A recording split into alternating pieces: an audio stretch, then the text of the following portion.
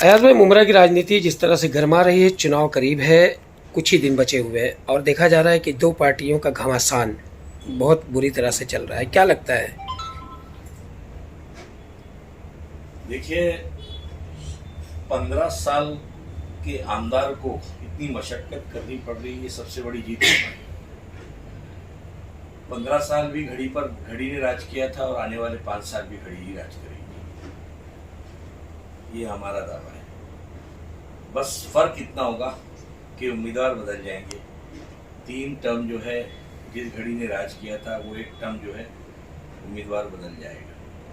इंशाअल्लाह आमीन। हमारा उम्मीदवार नजीब मुल्ला भारी मतों से कलवा मुमरा विधानसभा जीतेगा। एनसीपी के वरिष्ठ नेता और फाउंडर लीडर कहे जाने वाले आप यानी अयाज हसन साहब, आज लोगों की कहीं ना कहीं उंगलियां आप पे भी उठाई जा रही हैं कि नजीब मुल्ला साहब जो है कमल का चिन्ह लेकर के मुमरा में उनका एक भी झंडा यानी युक्ति है तो उनका झंडा कमल का यहाँ नहीं दिख रहा है, और कलवा विधानसभा कलवा के अंदर जितनी भी रैलियां उनकी हुई हैं सब में कमल का फूल यानी बीजेपी का चिन्ह दिखाई दे रहा है।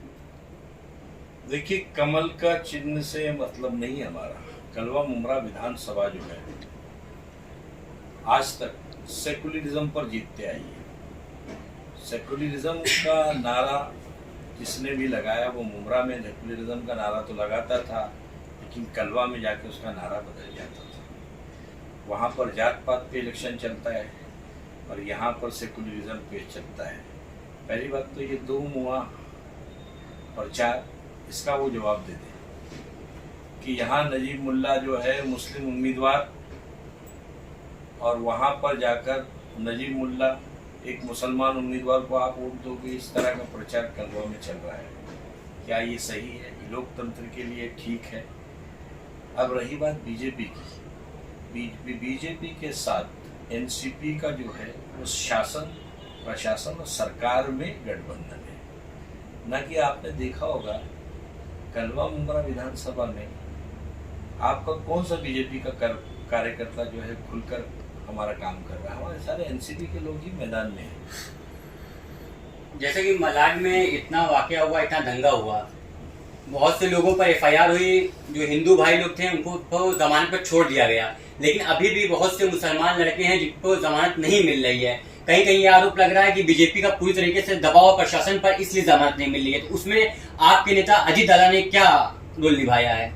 देखिए, अभी सबसे पहले मैं आपको बता रहा हूँ, मलाड की सीट जो है वो अजीत दादा की नहीं है, कांग्रेस की सीट है। सबसे पहले इस तरह की आवाज़ को जो आज कांग्रेस, एनसीपी, शरद पवार और उद्धव ठाकरे, ये आवाज़ सबसे पहले उनको बुलंद करनी चाहिए, क्योंकि वहाँ पर असलम शेख जो है कांग्रेस का उम्मीदवार अब तक चुनाव जीतते आया हुआ है। तो ये हमारा मामला नहीं है। फिर भी अगर इस तरह की कोई हरकत है, हम ये बात अजीत दादा तक जरूर पहुंचाएंगे। आपको मालूम होना चाहिए अजीत दादा एक लौता ऐसा नेता है महाराष्ट्र सरकार के अंदर कि जिसने हर मुद्दे पर माइनॉरिटी के लिए, दलित समाज के लिए, मराठा के लिए, हिंदू समाज के लिए, सबके लिए आवाज उठाए। अभी ज्यादा दिन की बात नहीं कर रहा हूँ, कोल्हापुर का मैटर देखिए, कौन गया वहां पर? इतने सेकुलरिज्म का नारा उठाने वाले लोग कोल्हापुर के मामले में कौन बोला? अजीत दादा पवार बोले। भिवंडी मीरा रोड के अंदर जब बुलडोजर से लोग दुकान तोड़ने की कोशिश कर रहे थे मुसलमानों की, तब कौन बोला? कमिश्नर को अजीत दादा पवार ने खुद फोन करके कहा कि ये यूपी नहीं है, ये उत्तर प्रदेश नहीं है जो आपका बुलडोजर चलेगा, ये महाराष्ट्र है, यहाँ कानून का राज है और जिसको जो दोषी है उस पर कानूनी कार्रवाई कीजिए। आप उसके मकान या दुकान पर हमला नहीं कर सकते।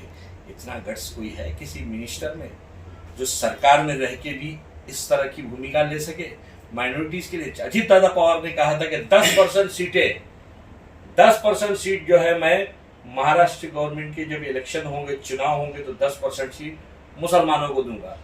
वादा पूरा किया। अजीत दादा पवार जो है 51-52 सीट लड़ रहे हैं, उसमें से उन्होंने 5 सीट यानी 10% 5 उम्मीदवार मुसलमानों को दिया है।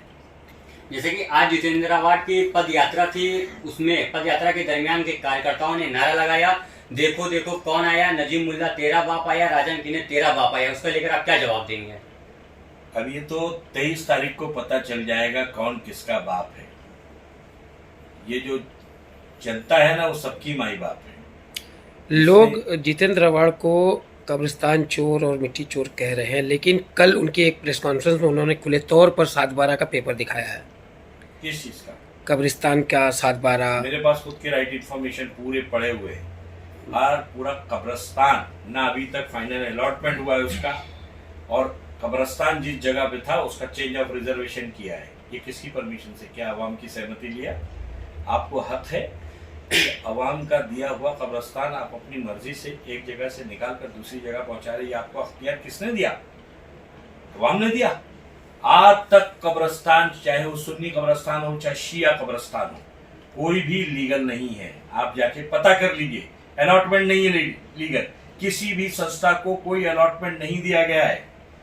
लेकिन आज वो कब्रिस्तान वहां चल रहे, लोग दफन हो रहे हैं वहां पर, उसको लिए क्या कहा जाएगा? किसको इल्जाम, किसके सर पर इल्जाम जाएगा उसको?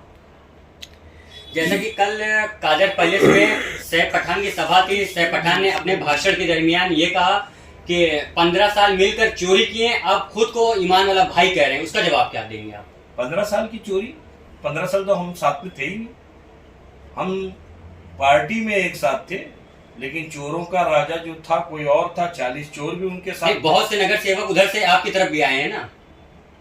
देखिए, वो लोग इसलिए आए हुए कि जब न्याय की बात नहीं होगी, अन्याय की बात होगी, जब करप्शन की बात होगी, टोरेंट से लोगों को कमीशन खाया जाएगा, तो कुछ हक परस्त तो बाहर निकलेंगे कुछ तो अपनी बात करने के लिए। इलेक्शन के वक्त ही खाली टोरेंट का नाम लेके, बार बार कब्रिस्तान का नाम ले लेके खाली पॉलिटिक्स हो रही है यहाँ पे। देखिए,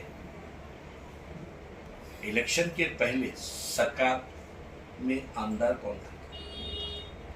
बगैर आमदार के कोई टोरेंट या कोई भी व्यवस्था इस इलाके में नहीं आ सकती। आमदार चाहे तो विरोध कर सकता है, और आमदार क्या 2 बार मंत्री रहे वो। उस वक्त आप साथ में ही थे उनके? हम कब साथ में थे? पार्टी में थे। यही तो बात है, आपको पता ही नहीं है। हम पार्टी में रह के लड़ रहे थे।